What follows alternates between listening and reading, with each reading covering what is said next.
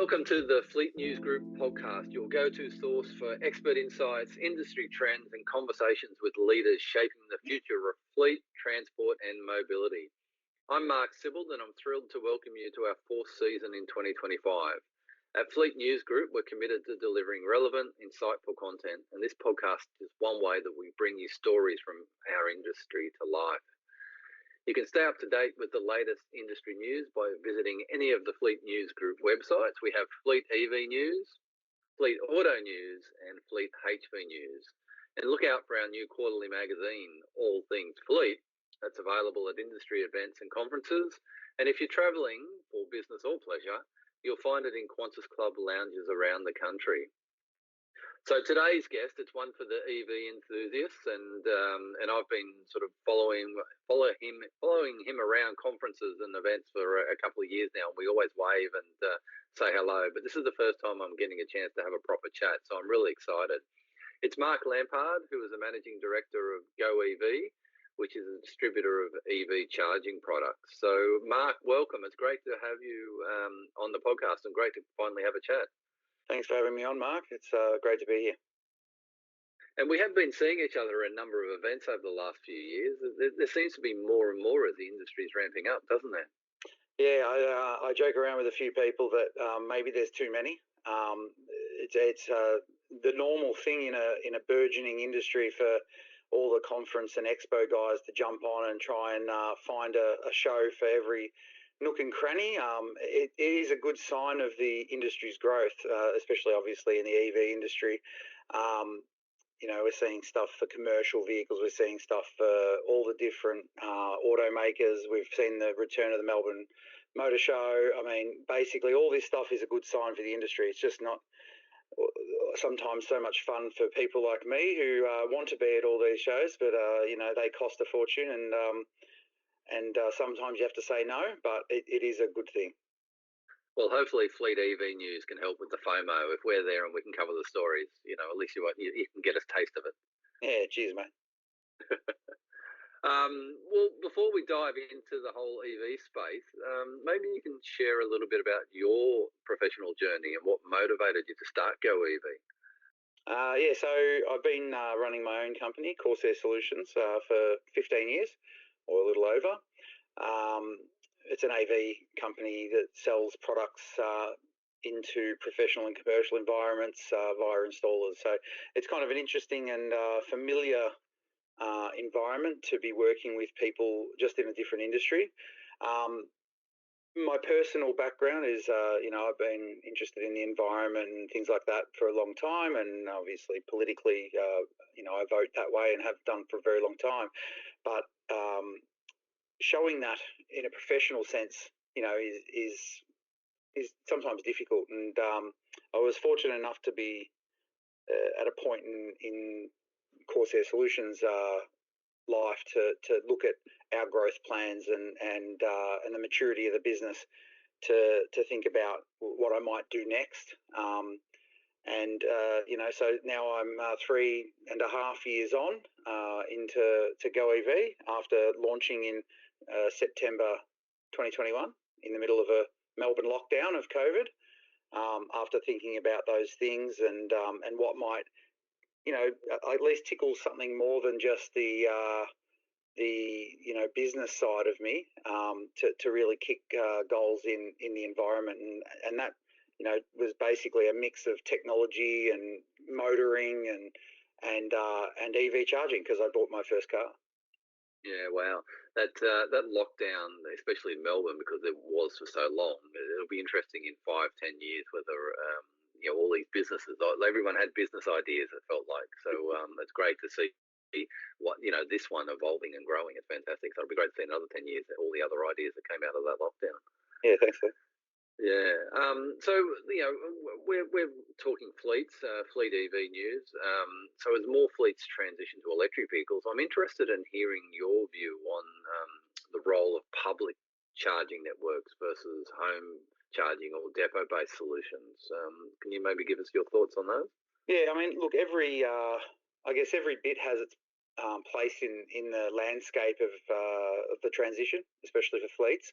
We'll have workplace charging where employers will, have solar on the roof of their factories or offices, and they want to, encourage their staff to do the charging at the office. Obviously, it's a good time of the day for renewables to enter the electric grid.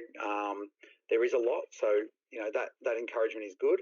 Home charging is interesting and really quite a complex one, because the concept of reimbursements is something that comes up all the time, and it's going to be a technological solve on that behalf. At the moment, people might have a 10-amp granny charger that came with a car and they're plugging it in, and I guess the question comes up: if someone's doing that, how are they getting the money back for those electrons that they're putting into that car? And look, a lot of theories. I have some of my own, whether it's a smart portable charger that can plug into a 10-amp socket, or whether it's a solutions provider that can do charging as a service, or just I guess simple case of employer asks for the bill and provides the appropriate amount of charging, and all that comes back to what's the availability of the data to do that. And not every manufacturer of vehicles has a great access to that data. It's hard to really work that out. The technological solves at the moment can be reasonably expensive. So there's going to be, I think, some movement in that space, over the next couple of years to provide good solutions to that. And then obviously public charging, it's available, it's openly available, it's easy to reimburse because you get an invoice or something from the provider, and you can reimburse it, and that's great. But you do get that fatigue that doesn't, that is difficult to overcome, where you've got 12 different apps to charge with at the moment, and that's complicated, for everyone, whether you're reimbursing or not. But look, I was talking to people last year about the idea of what does the next generation of fleet cards look like, whether the old Motor Pass or Fleet Card, or you had Shell, BP, Ampol cards, all these different guys providing fleets, and that's easier when every BP, Shell, Ampol, or so on, they have so many outlets everywhere. You can just choose to put petrol in a car at a specific service station. But in order to make EVs a success, we need to be able to use every publicly available charger, because they're not as ubiquitous as petrol stations yet. So the idea of we'll be yet, because I'm sure we've got some, we're hoping there will be. But maybe, so where does Go EV fit into the those three different solutions? So like public charging, is that where you're mainly working? That's where we've come from. We've now deployed with partners about 50 odd EV chargers in Australia, 60 to 80 kilowatt models mostly. Some on ChargeFox, a lot with the NRMA now. Some on other independent, CPOs. So we do have a significant exposure to public charging and how that works, and what the what operators expect, reliability and so on. We've been able to sing that song. We've had good good feedback from owners and clients on the reliability and performance of our chargers, and that's been great. We've done a little bit of fleet stuff with the DC chargers in depots, but realistically, chargers are. Sorry, hang on a sec. We might have to go back. Sorry, I'm on. That's all right. Where do we want to go from on that? Sorry. You're right. You're right to keep. Yeah. Yeah, I can keep going. It's just. Yeah. Okay. Something popped up. Yeah, that's okay. It's nothing I have to deal with right now. It's just that it interrupted my chain of thought. So where were we? Because let's just we'll just pause, and I'll just re-ask the question. Yeah, go for it.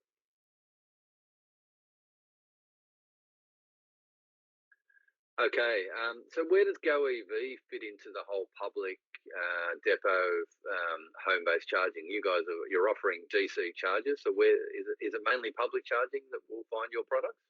At the moment, that's the case. We've had great success with public charging in conjunction with councils and a number of operators. The RACV were a good partner of ours over the last few years. The NRMA have been a great customer. They're now they've now purchased over 30 chargers with us for public charging, even off-grid charging, which is something that we'll be talking about a bit more in the future. But the future for GoEV is in delivering solutions for customers, and a lot of that focus has been on heavy vehicle and fleet charging. So, I guess it's a bit of watch this space. We are transitioning into a bit of a full service provider, not just a supplier of hardware. Yeah, well, okay. So at the moment, if I'm popping up to an NRMA public charger, would I notice your brand, or it's just branded NRMA? So it's just branded NRMA, yeah. So they are wrapped. They are a distinctive shape, and so it's pretty easy to notice what they are once they're in. And that upgrade process with the NRMA is an ongoing process. Improving the reliability of their network by identifying sites where they might not be experiencing the greatest reliability, or damage and vandalism and things like that. We have been able to and have been lucky enough to sell chargers to do that. Yeah, it's fantastic to see that there's that investment and that renewal, because they're assets that wear out and have damage and vandalism, so you can't just set and forget. So that's fantastic to see. I really want to get into the Chinese market, because you've spent a lot of time in China and sourcing products from China, and you mentioned there's a trade show in Germany that you're about to head off to as well. So can you maybe tell us what's happening in the Chinese market as far as products and as far as technology and hardware? What's exciting that we're going to see, or that fleet managers should be aware of out of China with the charging hardware and software? Oh, the excitement is definitely in these crazy high-powered chargers that are coming out. Some of the biggest announcements over the last 3 months have been in megawatt plus, output chargers for light vehicles. So BYD, Zeekr, and Huawei have all made announcements in the last couple of months, but they're in a flash charging model where they have a small battery inside a charger in order to have incredibly high output. So they might be connected, let's say, by a 200 kilowatt connection, which is similar to what we're seeing here with a number of sites, into that sort of 200 kilowatt size. But they're charging up a battery that can discharge at something like 10 to 12 C, which means that they can do 1 megawatt, 1200 kilowatt charging. And that's pretty impressive stuff. I'm not sure how long it'll be before we see something like that, or whether or not it's even, we'll say, personally, I don't even think it's a particularly useful thing. It's more like a numbers on a brochure type of thing that we can do it, or a market leading thing that we can achieve charging a vehicle in the same amount of time as fueling with petrol. But there are other benefits to charging. So I'm not sure where I actually land there. Obviously, China is unbelievable for cars. The Shanghai Auto Show was just on.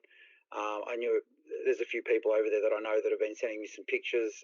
I watched a couple of the videos that have come out over the last couple of weeks. 150 brands. I can't even imagine how many models of different plug-in hybrids and full EVs. There is a really incredible thing going on over there, and it is totally different to the leadership, for instance, shown in Europe and Scandinavia, where they really put the right policies in place. The Chinese have just gone the whole extra mile. They have a long-term goal that they set some time ago, and they're really just hitting those, whether they're hitting them early or just doesn't matter. The goals were so lofty that they're really just smashing through boundaries. Yeah, it has been exciting seeing some of the stuff. But maybe if I can just go back to that megawatt charging, because I'm curious, because when you say it and you think megawatt and you think about from the amount of electricity required to go through a cable and into a charging, like it seems almost impossible. But you mentioned flash charging there, so and you mentioned maybe it's more of a marketing side, but is the concept that the battery will be able to sort of, like turning your tap on full for a bit, and it'll give you a flash charge, and then maybe it'll taper off after that, or the second person in the queue maybe not getting the same level of charge. It's interesting. I think realistically that the batteries that are going inside these are about only like 120 kilowatt hours.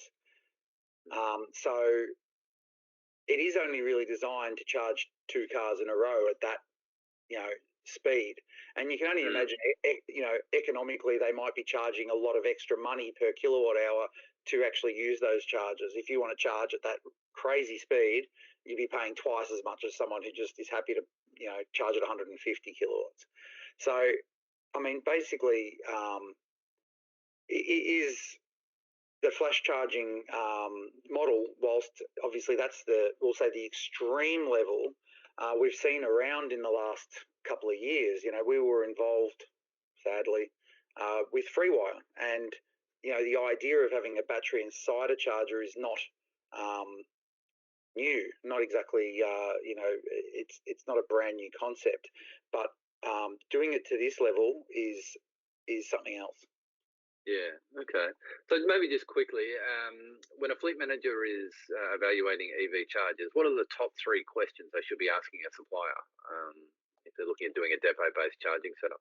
Yeah, so if we're talking about light vehicles, it comes down to their use and what they need to charge for. So if someone is coming into an office to do an hour's meeting and then going out to visit clients again, then they might need a fast charger on site to be able to provide enough charge so that they can go and do the 250 Ks they need to do in the afternoon, let's say.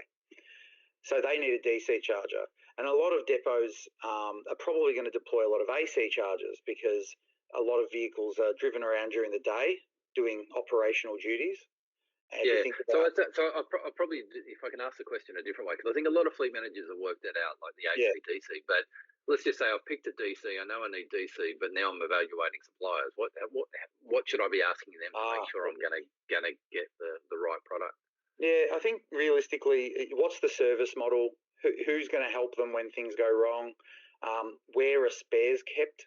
So when things do go wrong, how long is it going to take to get that part into the hands of a service agent to be able to attend site and fix the problem? What are the models for support? And that's sort of that's what the industry has really come up in the last year. Not just hardware providers like GoEV, but software platforms have shown a leadership in holding their site hosts to a new level of responsibility for their own hardware, which is what we saw sort of 2.5 years ago. Was that we'll say the leaders in the EV charging world 7 years ago were installing chargers, and they were some of the first chargers, but nothing was put in place to service them, and no agreements were put in place to make sure that if something did go wrong that it would be fixed. And we saw sort of now 18 months to 2 years ago, a lot of these older chargers were failing, and people were waiting 16 to 26 weeks for parts.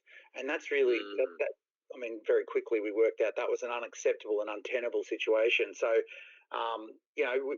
we've all come up, the suppliers have come up, the platforms have held their customers to higher levels, the CPOs are bringing new chargers on in order to replace older chargers or unsupported chargers. But that's really, I think support and service is absolutely key, especially for fleet guys who are going to really be